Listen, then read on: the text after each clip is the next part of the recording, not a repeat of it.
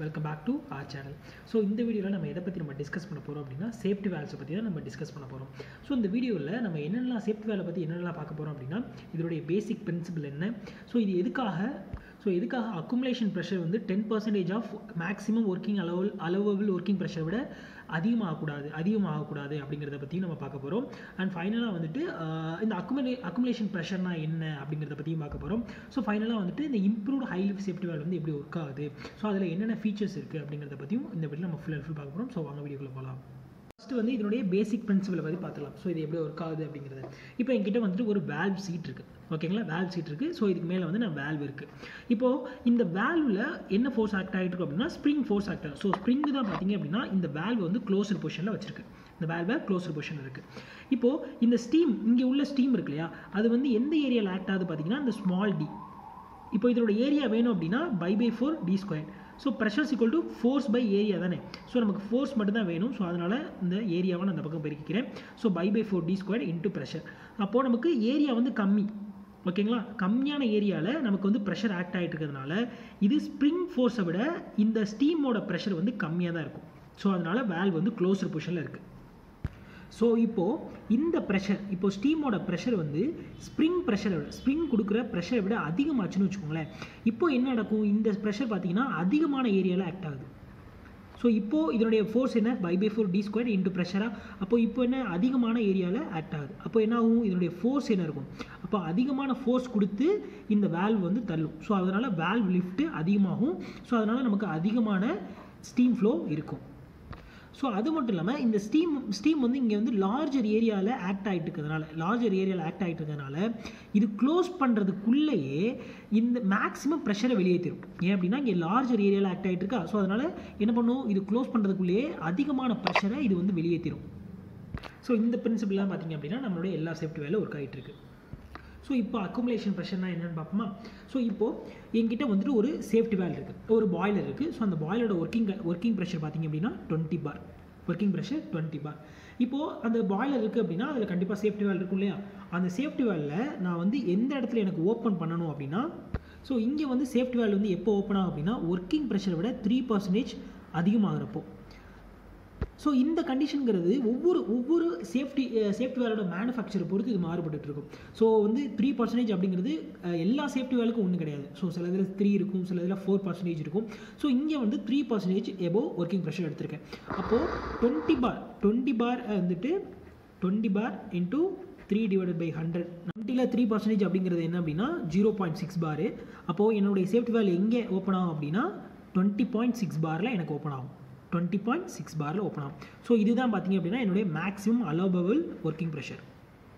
அப்போது வந்து என்னுடைய சேஃப்டி வேல் வந்து இந்த மேக்ஸிமம் அலோவபிள் ஒர்க்கிங் ப்ரெஷர், அதாவது இந்த 20.6 பாரில் ஓப்பன் ஆகும். ஸோ இங்கே தான் என்னுடைய சேஃப்டி வேல் வந்து ஓப்பன் ஆகுது.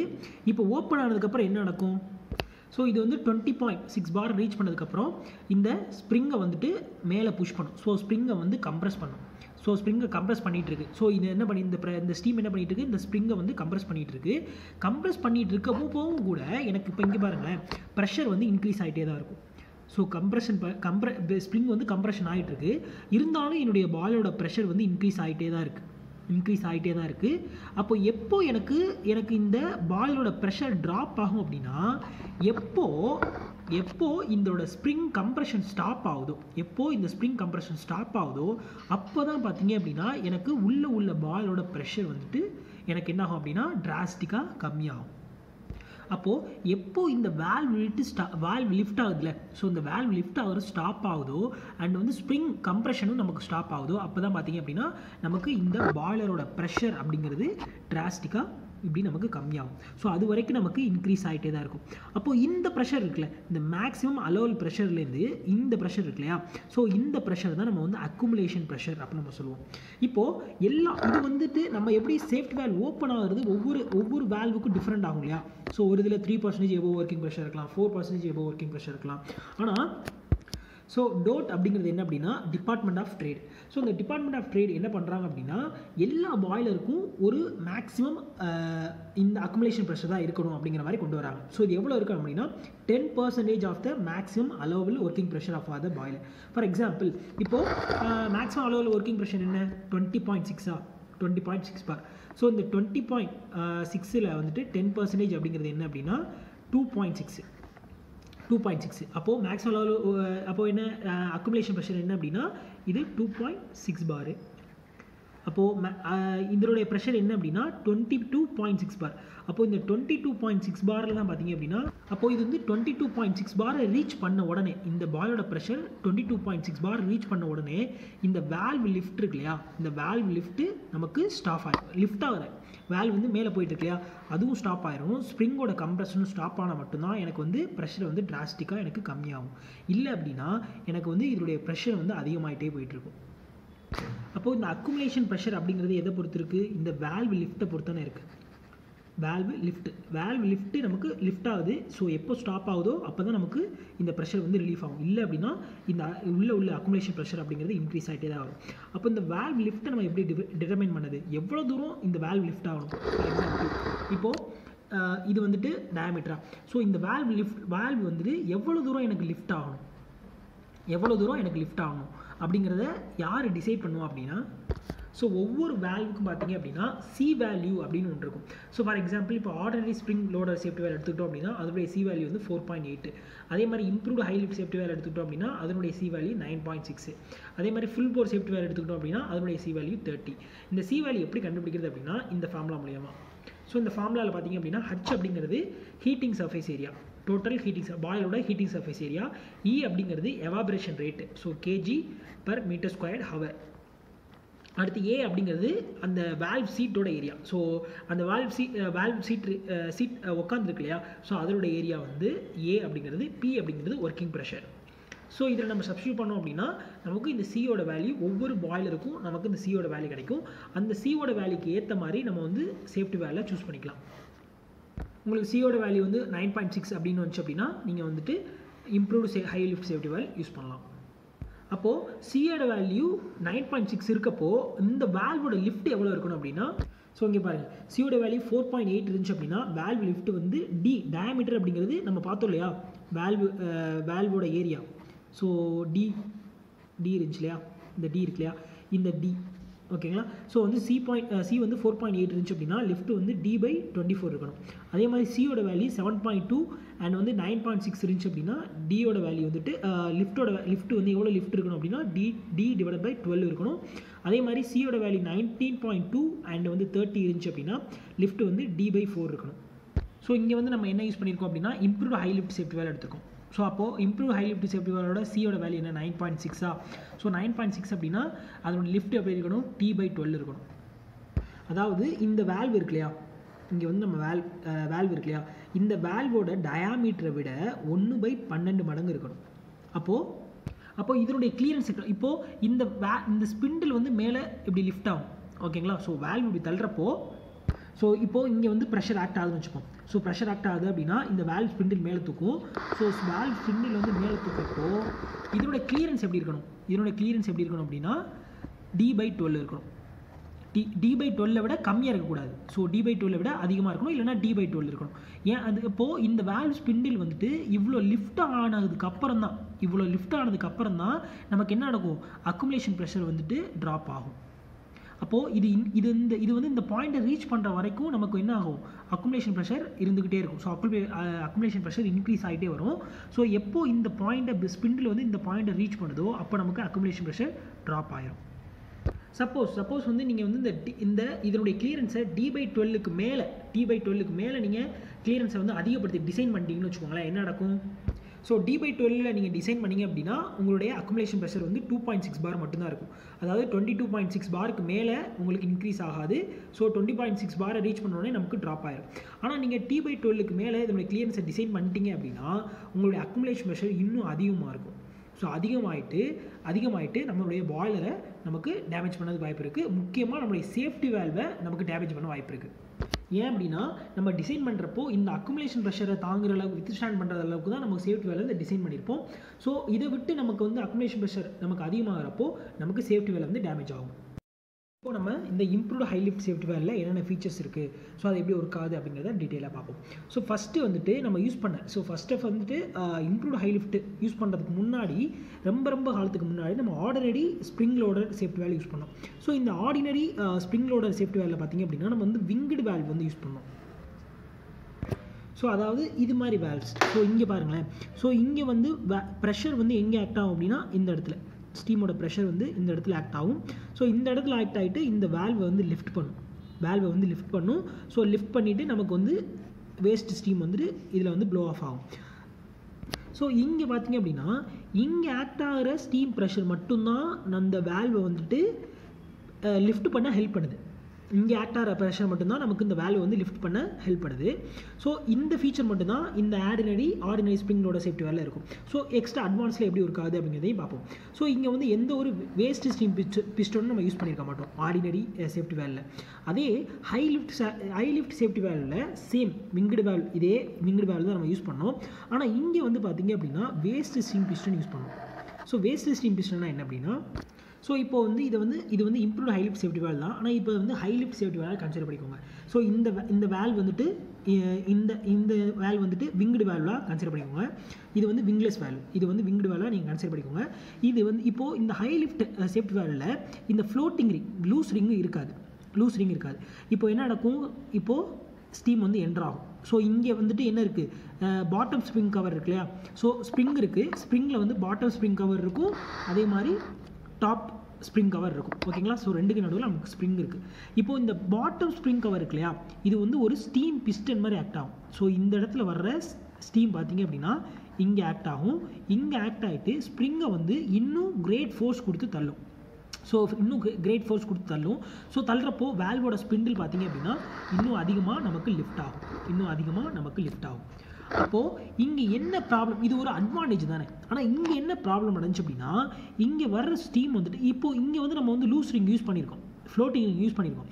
ஆனால் நம்ம அந்த ஹை லிஃப்ட் சேஃப்டி வேலில் இந்த லூஸ் ரிங் யூஸ் பண்ணியிருக்க மாட்டோம். இப்போ என்ன நடக்கும், இந்த ஸ்டீம் வந்துட்டு யூஸ் பண்ணாதனால இது வழியாக போகும், இது வழியாக என்ட்ராகிறதுக்கு வாய்ப்பு இருக்குது. இந்த ஸ்ப்ரிங்கை வந்துட்டு உள்ளே என்ட்ராகிறதுக்கு வாய்ப்பு இருக்குது. ஸோ அடுத்து வந்து தான் improved high lift safety valve. So இங்கே பார்த்தீங்க அப்படின்னா நம்ம விங்லெஸ் வேல்வ் வந்து யூஸ் பண்ணியிருக்கோம். ஸோ இந்த விங்லெஸ் வேல்வ் வந்து எப்படி வேல்வ் லிஃப்ட்டை வந்து இன்க்ரீஸ் பண்ணுது அப்படின்னா, ஸோ இந்த டயக்ராம் இது இருக்கு இல்லையா, இதை வந்து நம்ம தனியாக வரைஞ்சிக்குவோம். ஸோ இங்கே பாருங்கள், இதுதான் வந்து வேல்வ் சீட், இது வேல்வ் சீட்டு. இப்போது ஸ்டீம் வந்து இது வழியாக என்ட்ராகிட்டு ஃபஸ்ட் இனிஷியலாக இந்த இடத்துல புஷ் பண்ணும். ஸோ இந்த ப்ரெஷர் வந்து இந்த இடத்துல ஆக்ட் ஆகி உங்களுடைய வேல்வ் வந்து கொஞ்சம் லிஃப்ட் பண்ணதுக்கப்புறம் இந்த வேல்வ் சீட்டில் பார்த்தீங்கன்னா ஒரு ஆனுலர் க்ரூவ் இருக்குது. இது ஒரு 3Dயை நீங்கள் கன்வெர்ட் பண்ணிக்கோங்க. ஸோ நினச்சிக்கோங்க. ஸோ இந்த ஆனுலர் க்ரூவ் பார்த்தீங்க அப்படின்னா இந்த வேல்வ் சீட் ஃபுல்லாக இருக்கும். ஸோ இந்த ஆனுலர் க்ரூவ் இருக்கு இல்லையா, இந்த க்ரூவ் இப்போ என்ன நடக்கும், இது வழியாக வந்த ஸ்டீம் பார்த்தீங்க அப்படின்னா இந்த ஆனுலர் க்ரூவுக்கு வரும். இந்த ஆனுலர் க்ரூவ் ஃபுல்லாக இப்படி பரவும். ஓகேங்களா. ஸோ பரவும். இப்போ இந்த ஆனுலர் க்ரூவ்லேருந்து ஒரு ப்ரெஷர் க்ரியேட் ஆகும். ஸோ இந்த ப்ரெஷர் பார்த்தீங்க அப்படின்னா டைரெக்டாக கொண்டு போயிட்டு உங்களுடைய வேல்வ், இதுதான் வேல்வ் லிட்டு. ஸோ இந்த வேல்வ் லிட்டை புஷ் பண்ணும். ஸோ ஏற்கனவே இங்கே ஒரு ப்ரெஷர் ஆக்ட் ஆகிட்டுருக்கு. ஸோ இது வந்துட்டு இதே மாதிரி இந்த பக்கமும் இருக்கும் அப்படின்னு கன்சிடர் பண்ணிக்கோங்க. ஸோ இந்த இடத்துல ஆக்ட் ஆகிட்டுருக்கு. அதே மாதிரி இந்த ஆனுலர் ஸ்பேஸ்னால இங்கேயும் பார்த்தீங்க அப்படின்னா ஒரு ஸ்டீம் ப்ரெஷர் ஆக்ட் ஆகிட்டுருக்கும். அப்போது அதிகமான ப்ரெஷர் அதிகமான ஏரியாவில் ஆக்ட் ஆகிட்டு இருக்கிறதுனால வேல்வ் லிஃப்ட் பார்த்தீங்க அப்படின்னா இன்னும் அதிகமாகும். ஸோ அது மட்டும் இல்லாமல் இந்த விங்லெஸ் வேல்வில் இன்னொரு அட்வான்டேஜ் இருக்குது. ஸோ ஃபைனலாக நமக்கு ஸ்டீம் ஃப்ளோ ஆகுது இல்லையா. ஸோ இப்போ என்ன ஆகுது, கொஞ்சம் கொஞ்சமாக உங்களுக்கு வேல்வ் வந்து க்ளோஸ் ஆகிட்டுருக்கு. இப்போ என்ன நடக்கும், ஃபைனலாக நமக்கு ஸ்டீம் ஃப்ளோ ஆகுது இல்லையா. இந்த ஸ்டீம் ஃப்ளோ வந்து பார்த்தீங்க அப்படின்னா இந்த இடத்துல ஆக்ட் ஆகிட்டே இருக்கும். இந்த ஆனுலர் ஸ்பேஸில் சம் ஸ்டீம் இருந்துக்கிட்டே இருக்கும். ஏன்னா ஃபைனலாக ஃப்ளோ ஆகிட்டு இருக்குல்ல. ஸோ ஃப்ளோ ஆகிட்டு இருக்கப்போ இந்த இடத்துல நமக்கு ஸ்டீம் இருந்துக்கிட்டே இருக்கும். அப்போ இது என்ன பண்ணும், இந்த இடத்துல ஸ்டீம் இருந்துக்கிட்டே இருக்கிறதுனால இது க்ளோஸ் பண்ணுறதுக்கு சம் ரெசிஸ்டன்ஸை கொடுக்கும். அப்போ என்ன நடக்கும், உங்களுடைய வேல்வ் வந்து க்ளோஸ் ஆகிற டைம் வந்து இன்னும் கொஞ்சம் அதிகமாகும். ஸோ வேல்வ் வந்து க்ளோஸ் ஆகிறது ஸ்லோவாக க்ளோஸ் ஆகும். ஸோ ஸ்லோவாக க்ளோஸ் ஆகிறதுனால இன்னும் அதிகமான ஸ்டீம் வந்துட்டு இது வந்து வெளியேற்றும். அப்போது இந்த விங்லெஸ் வேல்வ்னால நமக்கு என்னென்ன அட்வான்டேஜ் என்ன அப்படின்னா, ஸோ வந்துட்டு இதோடைய வேல்வ் லிஃப்ட்டை நம்மளால் இன்க்ரீஸ் பண்ண முடியும். அதே மாதிரி க்ளோஸ் ஆகிறதையும் ஸ்லோவாக க்ளோஸ் ஆகிறதுனால அதிகமான ஸ்டீமும் என்னாகும், வெளியே போகும். இந்த ஹை லிஃப்ட் சேஃப்டி வேலில் என்ன இம்ப்ரூவ்மெண்ட் இருந்துச்சு அப்படின்னா, இந்த ஃப்ளோட்டிங் ரிங் வந்து யூஸ் பண்ணிட்டு இருந்தாங்க. ஸோ நம்ம ஹை லிஃப்ட் சேஃப்டி வேலை என்ன பண்ணோம் வேஸ்ட் ஸ்டீம் பிஸ்டன் யூஸ் பண்ணோம். ஆனால் நம்ம என்ன யூஸ் பண்ணல, ஃப்ளோட்டிங் ரிங் யூஸ் பண்ணலாம் இல்லையா. ஆனால் இங்கே அதனால் என்ன நடந்துச்சு, நமக்கு இந்த ஸ்டீம் இங்கே உள்ள ஸ்டீம் ப்ரெஷர் நமக்கு ஸ்ப்ரிங் கேரியருக்கு நமக்கு என்ட்ராச்சு. ஸ்ப்ரிங் கேரியர் என்ட்ராகி ஸ்ப்ரிங்கை வந்து டேமேஜ் பண்ணிச்சு. அதே இப்போ நம்ம என்ன பண்ணிட்டோம், இந்த ஃப்ளோட்டிங் ரிங் யூஸ் பண்ணதுனால இது ஒரு சிலிண்டர் மாதிரி ஆக்ட் ஆகும். இது வந்து ஒரு பிஸ்டன் ஆகும், இது ஒரு சிலிண்டராக ஆகும். இப்போ நம்ம இன்ஜினில் நமக்கு சிலிண்டர் எதுக்கு, நமக்கு கம்பஷனை ஐசோலேஷன் பண்ணுறதுக்கு தானே. அதே மாதிரி தான் இங்கேயும் இந்த ஸ்டீமை வந்து ஐசோலேட் பண்ணி இந்த இடத்துக்குள்ளே வச்சுக்கும். ஸோ வந்து எந்த ஒரு ஸ்டீம் கேரியருக்கும் இந்த ஸ்ப்ரிங் கேரியருக்கு இதுக்கு வந்து ஸ்டீம் வந்து அனுப்பாது. ஸோ அதே மாதிரி இந்த ஃப்ளோட்டிங் ரிங் இருக்கு இல்லையா, இது வந்து லூஸ் ஃபிட்டடாக இருக்கும். அதனால் இதை வந்து லூஸ் ரிங் கூட சொல்லுவோம். ஏன் அப்படின்னா இப்போ இதை வந்து நம்ம டைட்டாக ஃபிட் பண்ணுறோன்னு வச்சுக்கோங்களேன், ரொம்ப டைட்டாக இருந்துச்சு அப்படின்னா ஸோ இந்த இடத்துல ஆக்ட் ஆகிற ப்ரெஷர் இந்த ஃப்ளோட்டிங் ரிங்கையும் டேமேஜ் பண்ணதுக்கு வாய்ப்பு இருக்குது. ஸோ இது வந்து மேலே தள்ளுறப்போ இந்த ஃப்ளோட்டிங் ரிங்கும் ரொம்ப டைட்டாக ஃபிட் ஆயிருந்துன்னு வச்சுக்கோங்களேன், இந்த ஃப்ளோட்டிங் ரிங்கு என்ன இருக்கும், இங்கே வந்து டேமேஜ் ஆக வாய்ப்பு இருக்கு இல்லையா. இப்போ அதனால் இது வந்து அதே லூஸாக ஃபிட் பண்ணியிருந்தோம் அப்படின்னா இங்கே வர்ற ப்ரெஷர் இங்கேயும் ஆக்ட் ஆகும், அதே சமயத்தில் இந்த இடத்துல ஆக்ட் ஆகும், இந்த ஃப்ளோட்டிங் ரிங்கில் ஆக்ட் ஆகும். அப்போது இந்த ஃப்ளோட்டிங் ரிங் வந்து என்ன பண்ணும், இந்த இடத்துல ப்ரெஷர் ஆக்ட் ஆகிட்டு இருக்கிறதுனால இந்த ஃப்ளோட்டிங் ரிங் இதே பொசிஷன்லேயே இருக்கும். அப்போ வந்துட்டு உங்களுடைய வேஸ்ட் ஸ்டீம் பிஸ்டன் இருக்கு இல்லையா, இந்த வேஸ்ட் ஸ்டீம் பிஸ்டன் இருக்கு இல்லையா, இந்த பிஸ்டன் மட்டும்தான் மேலே மூவ் ஆகும். அப்போது இதனால் நமக்கு என்ன அட்வான்டேஜ் அப்படின்னா சீஸ் ஆகிறது கம்மியாகும். ஸோ வந்து இப்போ நம்ம டைட்டாக ஃபிட் பண்ணுறோன்னு வச்சுக்கோங்களேன், இந்த ஃப்ளோட்டிங் ரிங்கும் இந்த பிஸ்டனும் சீஸ் ஆயிடும். ஸோ நல்லா ஒட்டிக்கிறோம். ஸோ ஒட்டிக்கிட்டதுனால நமக்கு இந்த வேஸ்ட் ஸ்டீம் பிஸ்டன் மேலே போகிறப்போ இந்த ஃப்ளோட்டிங் ரிங்கும் பார்த்தீங்க அப்படின்னா மேலே போயிட்டு இந்த ஸ்டீம் வந்து லீக் ஆக ஆரம்பிச்சிடும். அதுவே நம்ம லூஸாக ஃபிட் பண்ணுறப்போ இங்கே வர ஸ்டீம் வந்துட்டு இந்த இடத்துல நமக்கு ஆக்ட் ஆகும், இந்த இடத்துல ஆக்ட் ஆகும். ஸோ அப்போது இந்த ஸ்டீம் ப்ரெஷர் என்ன பண்ணும், இந்த ஃப்ளோட்டிங் ரிங்கை மேலே மூவ் பண்ண விடாமல் தடுத்துட்ருக்கும். ஸோ உங்களுடைய வேஸ்ட் ஸ்டீம் பிஸ்டன் மட்டும்தான் பார்த்தீங்க அப்படின்னா நமக்கு மேலே கீழே மூவ் ஆகிட்ருக்கும். ஸோ அது மட்டும் இல்லாமல் இங்கே வந்துட்டு ஒரு ட்ரெயின் பைப் இருக்குது பாருங்கள், ஸோ இந்த இடத்துல நீங்கள் பார்க்கலாம். ஸோ இது எதுக்கு அப்படின்னா இப்போ இங்கே வர்ற ஸ்டீம் இருக்கு இல்லையா, இந்த ஸ்டீம் வந்துட்டு இந்த ஃப்ளோட்டிங் ரிங்லேயும் இது லூஸ் ஃபிட்டாக தானே இருக்குது. அப்போ என்ன நடக்கும், இதுலேயும் ஸ்டீம் வந்து எஸ்கேப் ஆகுமா. ஸோ எஸ்கேப் ஆகி இந்த இடத்துல ஸ்டீம் வந்து ஸ்டோர் ஆகிருக்கப்போ இது வந்து வெளியில் உள்ள ஹீட்டை ஸ்டீமில் உள்ள ஹீட் வந்துட்டு இந்த ஸ்டீம் என்ன பண்ணும் அப்படின்னா ஹீட்டை வந்து அட்மாஸ்பியருக்கு ரிலீஸ் பண்ணும். அப்போ என்ன நடக்கும், இங்கே வந்து வாட்டர் கண்டென்சேட் ஆகுமா. ஸோ இந்த கண்டென்சேஷனை ரிமூவ் பண்ணுறதுக்காக நம்ம இங்கே வந்து ஒரு ட்ரெயின் பைப் இருக்குது. சப்போஸ் இந்த வாட்டர் நம்ம வந்து ட்ரெயின் பண்ணலை அப்படிங்கிற பட்சத்தில் இது என்ன ஆகும் அப்படின்னா கோல்டு கண்டிஷனில் என்ன ஆகும், இது வந்து ஃப்ரீஸ் ஆகிடும். இந்த வாட்டர் வந்து ஃப்ரீஸ் ஆகிட்டு இங்கே வந்து நமக்கு ஐஸ் ஃபார்ம் ஆயிரும். ஸோ அப்போ நமக்கு இந்த வேல்வ் ஆப்ரேட் பண்ணுறது அப்படிங்கிறது ரொம்ப கஷ்டமான விஷயமா போயிடும். அப்போது நம்ம இதனுடைய வேல் லிஃப்ட்டை எப்படிலாம் நம்ம இன்க்ரீஸ் பண்ணோம் அப்படின்னா விங்லெஸ் வேல்வ் யூஸ் பண்ணி இதனுடைய வேல் லிஃப்ட்டை இன்க்ரீஸ் பண்ணோம். அடுத்து வந்து இந்த வேஸ்ட் ஸ்டீம் பிஸ்டன் யூஸ் பண்ணியும் நம்ம இதனுடைய வேல் லிஃப்ட்டை நம்ம வந்து இன்க்ரீஸ் பண்ணோம். ஸோ இப்போது நம்ம இந்த சேஃப்டி வேல் வந்து எந்த பார் ப்ரெஷரில் நமக்கு ஓப்பன் ஆச்சு, 20.6 பார் ப்ரெஷரில் ஓப்பன் ஆச்சு இல்லையா. இப்போ இதை வந்து நான் 21 பாருக்கு நான் வந்து 21 பாரில் லிஃப்ட் பண்ண வைக்கணும் அப்படின்னா நான் என்ன பண்ணுவேன் அப்படின்னா இந்த கம்ப்ரெஷன் நட் இருக்குது, கம்ப்ரெஷன் ஸ்க்ரூ இருக்கு இல்லையா, இந்த கம்ப்ரெஷன் ஸ்க்ரூவை நான் டைட் பண்ணுறது மூலிமா என்ன பண்ண முடியும், என்னோட ஸ்ப்ரிங்கை வந்து நான் கம்ப்ரெஸ் பண்ண முடியும். அப்போது ஸ்ப்ரிங்கில் ஆக்ட் ஆகிருக்க ப்ரெஷர் அப்படிங்கிறது அதிகமாகும். ஸோ ஸ்ப்ரிங் ப்ரெஷர் அதிகமாச்சு அப்படின்னா இதை வந்து எக்ஸிட் பண்ணுறதுக்கு நமக்கு அதிகமான ப்ரெஷர் தேவை. அப்போது உள்ள ஸ்டீம் ப்ரெஷரும் பார்த்தீங்க அப்படின்னா நமக்கு அதிகமான ப்ரெஷர் தேவை. அப்போது இந்த பாய்லர் பார்த்தீங்க அப்படின்னா இந்த சேஃப்டி வேல் பார்த்தீங்க அப்படின்னா 20.6 பாரில் நமக்கு ஓப்பன் ஆச்சு இல்லையா, 20.6 பாரில் நமக்கு ஓப்பன் ஆச்சு. இப்போ நம்ம என்ன பண்ண போகிறேன், 21 பாரில் எனக்கு இந்த சேஃப்டி வேல் ஓப்பன் ஆகணும் அப்படின்னா நான் என்ன பண்ணுவேன் அப்படின்னா இங்கே வந்து கம்ப்ரெஷன் ஸ்க்ரூ இருக்கு இல்லையா. ஸோ இந்த கம்ப்ரெஷன் ஸ்க்ரூவை டைட் பண்ணுறது மூலிமா என்னால் ஸ்ப்ரிங் ப்ரெஷரை என்னால் அதிகப்படுத்த முடியும். ஸோ ஸ்ப்ரிங்கோட கம்ப்ரெஷனை என்னால் இன்க்ரீஸ் பண்ண முடியும். ஸோ ஸ்ப்ரிங்கோட கம்ப்ரெஷன் இன்க்ரீஸ் ஆச்சு அப்படின்னா ஸ்ப்ரிங் ஃபோர்ஸ் அப்படிங்கிறது அதிகமாக இருக்கும். அப்போ ஸ்ப்ரிங் ஃபோர்ஸ் அதிகமாக இருந்துச்சு அப்படின்னா இந்த ஸ்ப்ரிங் ஃபோர்ஸை எக்ஸர்ட் பண்ணுற அளவுக்கு ப்ரெஷரும் ஸ்டீமோட ப்ரெஷரும் எனக்கு அதிகமாக தேவைப்படும். அப்போ என்ன பண்ண முடியும், 21 பாரில் எனக்கு இந்த வேல்வ் வந்து ஓப்பன் ஆகும். அடுத்து இந்த அட்ஜஸ்ட்மெண்ட் முடிச்சதுக்கப்புறம் இங்கே வந்துட்டு ஒரு கம்ப்ரெஷன் ரிங் வந்து நம்ம ஃபிட் பண்ணிடணும். ஸோ இந்த கம்ப்ரெஷன் ரிங் எதுக்கு அப்படின்னா ஸோ வந்துட்டு ஃபைனல் அட்ஜஸ்ட்மெண்ட்டுக்கு அப்புறம் நமக்கு எந்த ஒரு மூவ்மெண்ட்டும் இருக்கக்கூடாது இல்லையா. ஸோ அதுக்காக நமக்கு இங்கே வந்து ஒரு கம்ப்ரெஷன் ரிங் வந்து இருக்குது.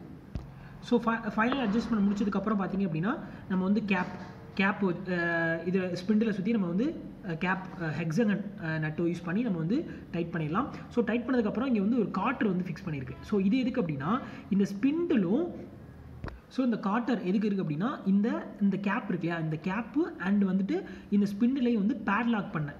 ஸோ வந்து ஒரு பூட்டி வைக்கிறதுக்காக நம்ம இங்கே என்ன யூஸ் பண்ணியிருக்கோம் அப்படின்னா காற்று யூஸ் பண்ணியிருக்கோம். ஸோ இந்த காற்று நம்ம யூஸ் பண்ணல அப்படிங்கிற பட்சத்தில் இப்போ யாராவது வேற ஒரு ஆள் வந்துட்டு என்ன பண்ணலாம், இந்த ஸ்பிண்டில் கொஞ்சம் புஷ் பண்ணலாம். அப்போ என்ன நடக்கும், நமக்கு இந்த கிளியரன்ஸ் வந்து அதிகமாக இருக்கும். அப்போ கிளியரன்ஸ் அதிகமாச்சு அப்படின்னா நமக்கு அக்குமுலேஷன் ப்ரெஷர் நமக்கு அதிகமாக இருக்கும் இல்லையா. ஸோ அதனால் வேற ஒரு பர்சனால் எக்ஸ்டர்னலாக இதனுடைய கிளியரன்ஸை வந்துட்டு அதிகப்படுத்தக்கூடாது அப்படிங்கிறதுக்காக இந்த காற்று யூஸ் பண்ணி நம்ம வந்து பேட்லாக் பண்ணி வச்சுருப்போம். ஸோ இந்த ஈசிங் கியர் இருக்கு இல்லையா, ஸோ இந்த ஈசிங் கியர் எதுக்கு அப்படின்னா நம்ம மேனுவலாக கண்ட்ரோல் பண்ணுறதுக்கு. ஸோ இது வந்து ஆட்டோமேட்டிக்காக நம்மளுடைய சேஃப்டி வேல் ஒர்க் ஆகிட்டு இருக்கு. ஸோ சப்போஸ் வந்து இதனால் சேஃப்டி வேல்னால நம்ம மேனுவலாக நம்ம என்ன பண்ணணும், ஸ்டீமோட ப்ரெஷரை நம்ம வெளியேற்றணும் அப்படின்னா இந்த ஈசிங் கியர் யூஸ் பண்ணி நம்ம என்ன பண்ணலாம், இந்த வேல்வோட ஸ்பிண்டில் வந்து நம்ம ரைஸ் பண்ணிக்கலாம்.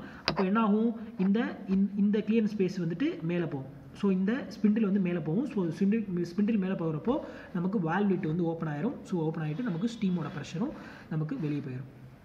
ஸோ அது மட்டும் இல்லாமல் நம்ம இங்கே மேலே வந்து ஒரு ஹெக்ஸகன் நட்டு இருக்கும். ஸோ இந்த ஹெக்ஸகன் நட்டை நம்ம டேர்ன் பண்ணுறது மூலியமாக பண்ணணும்னு வச்சுக்கோங்களேன். இதை டேர்ன் பண்ணோம் அப்படின்னா இந்த மோஷன் பார்த்தீங்க அப்படின்னா காற்று வழியாக நமக்கு இந்த வால்வ் ஸ்பிண்டிலுக்கு டிரான்ஸ்மிட் ஆகும். இப்போ இந்த வால்வ் ஸ்பிண்டில்லேருந்து இந்த செக்யூரிங் பின் இருக்கு இல்லையா, அந்த செக்யூரிங் பின் மூலியமாக நம்ம என்ன பண்ண முடியும், இந்த வால்வ் சீட்டை நமக்கு ரொட்டேட் பண்ண முடியும். இந்த வால்வ் சீட்டை நம்ம டர்ன் பண்ண முடியும். எப்படி அப்படின்னா இந்த ஹெக்ஸகன் நட்டை ரொட்டேட் பண்ணுறது மூலியமாக. இங்கே மேலே ஒரு ஹெக்ஸகன் நட் இருக்கும். இதை ரொட்டேட் பண்ணோம் அப்படின்னா காற்று மூலியமாக அதனுடைய மோஷன் வந்துட்டு வால்வ் ஸ்பிண்டிலுக்கு டிரான்ஸ்மிட் ஆகும்.